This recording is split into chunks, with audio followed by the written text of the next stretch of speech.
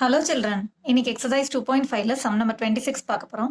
Arun lent rupees 5,000 to Balaji for 2 years and rupees 3,000 to Charles for 4 years on simple interest at the same rate of interest. So ஒரே rate of இன்ட்ரெஸ்ட்ல வந்து அருண் என்ன பண்றான், பாலாஜிக்கு வந்து 5,000 rupees கொடுத்துருக்கான் 2 இயர்ஸ்க்கு. அப்புறம் சார்லஸ்க்கு வந்து 4 இயர்ஸ்க்கு கொடுத்துருக்கான் 3,000 rupees கொடுத்துருக்கான். Okay, so same rate of இன்ட்ரெஸ்ட்னு சொல்லிட்டாங்க. And received rupees 2,200 in all. So ரெண்டு பேர்கிட்ட இருந்தும் டோட்டலாக அவன் வந்து ஏர்ன் பண்ண சிம்பிள் இன்ட்ரெஸ்ட் வந்து 2,200. ரெண்டு பேர்கிட்ட இருந்தும் சிம்பிள் இன்ட்ரெஸ்ட் கலெக்ட் பண்ணியிருப்பான் இல்லையா. 2 இயர்ஸ்க்கு இவனுக்கு கொடுத்ததுக்கு கொஞ்சம் சிம்பிள் இன்ட்ரெஸ்ட் வாங்கியிருப்பான். 4 இயர்ஸ்க்கு இவனுக்கு 3,000 rupees கொடுத்ததுக்கு கொஞ்சம் சிம்பிள் இன்ட்ரெஸ்ட் வாங்கியிருப்பான். ஸோ ரெண்டுத்தையும் ஆட் பண்ண வேல்யூ தான் இதுன்னு சொல்லியிருக்காங்க. And received rupees 2,200 in all from both of them as interest. So இன்ட்ரெஸ்ட்டாக அவன் வந்து இவ்வளோ ருபீஸ் வந்து ரெண்டு பேர்கிட்ட இருந்து டோட்டலாக கலெக்ட் பண்ணியிருக்கான். Find the rate of interest per year.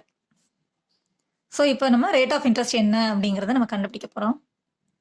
So இப்போ அருண் வந்து பாலாஜி கிட்ட கொடுத்ததை வந்து எல்லாமே வந்து P1, A1 அந்த மாதிரி நம்ம கன்சிடர் பண்ணிக்கலாம். அதுக்கப்புறம் சார்லஸ் கொடுத்தது எல்லாமே வந்து P2, N2 அந்த மாதிரி கன்சிடர் பண்ணிக்கலாம். ஸோ பாலாஜிக்கு கொடுத்ததுல வந்து பிரின்சிபல் வேல்யூ வந்து ருபீஸ் 5,000 கொடுத்துருந்தாங்க இல்லையா. ஸோ P1 வந்து 5,000 எடுத்துக்கலாம். நம்பர் ஆஃப் இயர்ஸ் வந்து 2 இயர்ஸ்ன்னு கொடுத்துருந்தாங்க. ஸோ அதை வந்து N1ன்னு எடுத்துக்கலாம். அதே போல் இன்னொரு விஷயம் என்ன சொல்லியிருந்தாங்க அப்படின்னா, ரெண்டுமே சேம் ரேட் ஆஃப் இன்ட்ரெஸ்ட்னு சொன்னாங்க இல்லையா. ஸோ ஆர் தான், அதை வந்து நம்ம R1 R2ன்னு எடுத்துக்க வேண்டாம். ஸோ ஆர் தான் rate of interest. So rate of interest வந்து ஆர். ஸோ இப்போ பாலாஜி கொடுத்ததுல சிம்பிள் இன்ட்ரெஸ்ட் எவ்வளோ அப்படின்னு பார்க்கும்போது சிம்பிள் இன்ட்ரெஸ்ட் வந்து 1 SI1ன்னு வச்சுக்கலாம். Is equal to P1 N1 R by 100. ரெண்டுமே சேம் ரேட் ஆஃப் இன்ட்ரெஸ்ட்னால ஆர்னே வச்சுக்கலாம். So this is equal to இப்போ P1 வந்து 5,000 இன்ட்டு N1 வந்து 2 இயர்ஸ் இன்ட்டு R by 100ன்னு எடுத்துக்கலாம். ஸோ இது வந்து சிம்பிள் இன்ட்ரெஸ்ட் 1 பாலாஜி கொடுத்ததுல வந்து சிம்பிள் இன்ட்ரெஸ்ட். அடுத்து வந்து சார்லஸ்க்கு கொடுத்த சிம்பிள் இன்ட்ரெஸ்ட் எவ்வளோன்னு பார்க்கலாம். ஸோ சார்லஸ்க்கு கொடுத்ததுல வந்து P2 வந்து ருபீஸ் 3,000 கொடுத்தாங்க இல்லையா. N2 வந்து 4 இயர்ஸ்க்கு கொடுத்துருக்கான். திரும்பவும் ரேட் ஆஃப் இன்ட்ரெஸ்ட் வந்து R. Rate of interest is equal to R. So இப்போ சிம்பிள் இன்ட்ரெஸ்ட் வந்து I2ன்னு வச்சுக்கலாம். So P2 N2 R by 100. Simple interest இவனுக்கு கொடுத்ததுல சிம்பிள் இன்ட்ரெஸ்ட் எவ்வளோ அப்படிங்கிறத கண்டுபிடிக்கிறதுக்கு P2 N2 R by 100ன்னு வச்சுக்கிறோம். So this is equal to simple interest 2 is equal to P2 வந்து 3,000 rupees கொடுத்தான். நம்பர் ஆஃப் இயர்ஸ் வந்து 4 இன்ட்டு R by 100 இருந்தது இல்லையா. ஓகே, இப்போ இன்னொரு விஷயம் நமக்கு என்ன கொடுத்துருந்தாங்க அப்படின்னா, ரெண்டு பேருக்கும் கொடுத்ததுல சிம்பிள் இன்ட்ரெஸ்ட் அவன் கலெக்ட் பண்ண வேல்யூ டோட்டலாக வந்து 2,200ன்னு சொல்லியிருக்காங்க. அப்போ இந்த SI1ஐயும் SI2ஐயும் ஆட் பண்ண வேல்யூ வந்து 2,200ன்னு கொடுத்துருக்காங்க. அப்போ நம்ம என்ன பண்ண போறோம்னா, இந்த ஃபர்ஸ்ட் ஈக்குவேஷனாக வச்சுட்டு இதை செகண்ட் ஈக்குவேஷனாக கன்சிடர் பண்ணிட்டு இது ரெண்டையும் இப்போ ஆட் பண்ண போகிறோம். Adding 1 and 2. ஸோ இப்போ என்ன ஆகும் அப்படின்னா, நம்மளோட லெஃப்ட் ஹேண்ட் சைடு ரெண்டும் ஆட் ஆகும். SI1 + SI2ன்னு கிடைக்கும். Simple interest 1 + simple interest 2 is equal to, இப்போ ரைட் ஹேண்ட் சைடு ரெண்டும் ஆட் ஆகும். ஸோ 5,000 × 2 × R 5,000 × 2R எழுதிக்கலாம் by 100 ப்ளஸ் இந்த பக்கமும் 3,000 × 4R by 100ன்னு கிடைக்கும் இல்லையா. ஸோ லெஃப்ட் ஹேண்ட் சைடு ரெண்டையும் ஆட் பண்ணும்போது இது மாதிரி கிடைச்சது. ரைட் ஹேண்ட் சைடு ரெண்டையும் ஆட் பண்ணிக்கிறேன். இப்போ ரெண்டு சிம்பிள் இன்ட்ரெஸ்டையும் ஆட் பண்ண வேல்யூ அவங்க கொடுத்துட்டாங்க. 2,200ன்னு கொடுத்தாங்க இல்லையா. தட் இஸ் ஈக்குவல் டு, இப்போ என்ன பண்ணலாம் அப்படின்னு பார்த்தீங்கன்னா, இப்போ ஜீரோஸ் எல்லாம் கேன்சல் பண்ணிடலாம். இங்கே கீழே 2 0 கேன்சல் பண்ணோம்னா மேலேயும் 2 0 கேன்சல் பண்ணலாம். இங்கே கீழே 2 0 கேன்சல் பண்ணும்போது மேலேயும் 2 0 கேன்சல் பண்ணலாம். இப்போ நியூமரேட்டரில் பார்த்தீங்கன்னா, ஓகே இப்போ இதை எழுதிக்கலாம். 50 × 2R ப்ளஸ் 30 × 4Rன்னு இருக்கு இல்லையா. ஸோ 2,200 இஸ் ஈக்குவல் டு, இப்போ ஆறு மட்டும் நம்ம காமனாக எடுத்துட்டோம் அப்படின்னா, ரெண்டு இதுலையுமே ஆறு இருக்கு இல்லையா. ஸோ ரெண்டு இதில் இருக்கிற ஆறையும் காமனாக எடுத்தோம்னா இங்கே உள்ள வந்து 50 × 2 மட்டும் இருக்கு இல்லையா. ஸோ 100 ப்ளஸ் 30 × 4 வந்து 120. So 2,200 is equal to R × 100 + 120 add பண்ணும்போது 220ன்னு கிடைக்கும். ஸோ இப்போ வந்து எனக்கு தெரியாத வேல்யூ வந்து லெஃப்ட் ஹேண்ட் சைடு எடுத்துகிட்டு வந்துடுறேன், அப்படியே நான் மூவ் பண்ணுறேன். So R into 220 is equal to 2200. இந்த சைடு அப்படியே நான் மூவ் பண்ணிருக்கேன், இந்த சைடு ரைட் ஹேண்ட் சைடில் இருக்கிறது லெஃப்ட் ஹேண்ட் சைடுக்கு அப்படியே மூவ் பண்ணேன், எந்த சேஞ்சும் பண்ணலை. இப்போ நான் என்ன பண்ண போகிறேன், ஆரை தவிர மித்த எல்லா டேர்ம்ஸையும் ஈக்குவல் டுக்கு அந்த சைடு மூவ் பண்ண போகிறேன். So R is equal to 2200 அங்கேயே தான் இருக்குது. இந்த 220 மட்டும் மல்டிப்ளிகேஷனில் இருந்து ஈக்குவல் டுக்கு ஆப்போசிட் சைடு மூவ் ஆகும்போது டிவிஷனாக மாறும். ஸோ பை 220 நான் ஆயிடுது இல்லையா. ஸோ இப்போ வந்து 0 0 ஸ்ட்ரைக் அவுட் பண்ணிக்கலாம். 22 டேபிளில் மேலேயும் கீழேயும் சிம்பிளிஃபை பண்ணலாம். 22 1s are 22, 22 10s are 220. So R is equal to 10% is the required answer.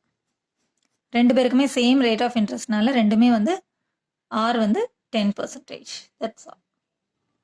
Okay, இப்போ அடுத்த சம் பாருங்க. If a principal is getting doubled after 4 years, then calculate the rate of interest. So ஒரே ஒரு clue தான் கொடுத்துருக்காங்க, அப்புறம் number of years கொடுத்துருக்காங்க. என்ன க்ளூ கொடுத்துருக்காங்க அப்படின்னா, பிரின்சிபல் வேல்யூ வந்து 4 இயர்ஸ்க்கு அப்புறம் டபுள் ஆயிருக்கு அப்படின்னு சொல்லியிருக்காங்க. ஸோ டபுள் ஆயிருக்கு அப்படின்னா அதோட சிம்பிள் இன்ட்ரெஸ்ட் ஆட் ஆனதோடனே கிடைக்கிற அமௌண்ட் வந்து பிரின்சிபல் வேல்யூவை விட டபுள் ஆயிருக்கு அப்படின்னு சொல்லியிருக்காங்க.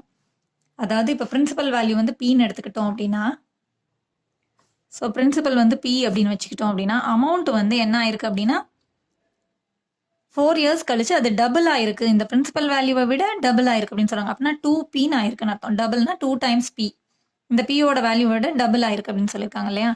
அதே போல நம்பர் ஆஃப் இயர்ஸ் வந்து 4 இயர்ஸ்ன்னு கொடுத்துருக்காங்க. Calculate the rate of interest அப்படின்னு கொடுத்துருக்காங்க. ஸோ ஆர் தான் நம்ம கண்டுபிடிக்க போறோம் இல்லையா. ஓகே, இப்போ இதை வச்சு நம்ம என்ன பண்ணலாம் அப்படின்னா, ஃபர்ஸ்ட் வந்து அமௌண்ட்டும் பிரின்சிபலும் நமக்கு வந்து பிங்கிற டேர்ம்ஸில் இருக்கிறதுனால இதை வச்சு நம்ம சிம்பிள் இன்ட்ரெஸ்ட் எவ்வளோ அப்படிங்கிறத ஃபர்ஸ்ட் கண்டுபிடிச்சிக்கலாம். So simple interest is equal to amount minus principal. அமௌண்ட்லேருந்து பிரின்சிபல் வேல்யூவை சப்ராக்ட் பண்ணும்போது நமக்கு சிம்பிள் இன்ட்ரெஸ்ட் கிடைக்கும் இல்லையா. So this is equal to இப்போ அமௌண்ட் வந்து 2 times P, அதாவது 2Pன்னு எடுத்துக்கலாம், minus P. So that is equal to 2P minus P இஸ் P. ஸோ 2Pலேருந்து 1Pயை சப்ராக்ட் பண்ணும்போது P கிடைக்கும் இல்லையா. ஸோ சிம்பிள் இன்ட்ரெஸ்ட் வந்து Pன்னு கிடச்சிருக்கு நமக்கு. சிம்பிள் இன்ட்ரெஸ்டோட வேல்யூ வந்து P. பிரின்சிபல் எவ்வளவோ அதே தான் நம்மளுக்கு சிம்பிள் இன்ட்ரெஸ்ட்டும் அப்படின்ற மாதிரி அர்த்தம் இது. ஸோ இப்போ இதை யூஸ் பண்ணி நம்ம ரேட் ஆஃப் இன்ட்ரெஸ்ட் கண்டுபிடிக்க போகிறோம். இப்போ பாருங்க,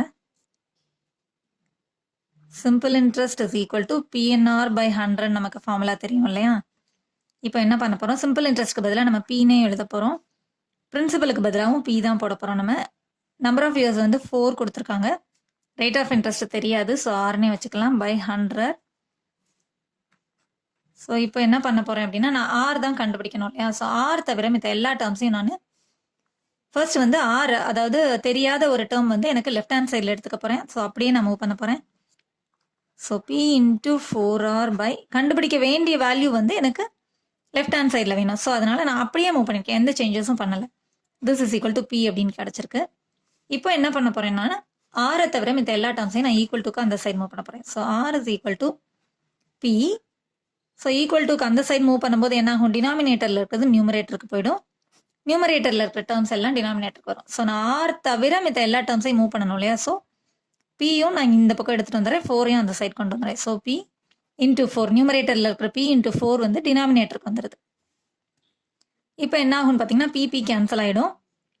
இப்போ 4 and 100 ரெண்டு 4 டேபிளில் சிம்பிளிஃபை பண்ணலாம். 4 1s are 4, 4 2s are 8, இப்போ ரிமைனிங் 2 கேரி ஓவர் கொடுத்தோம்னா 4 5s are 20.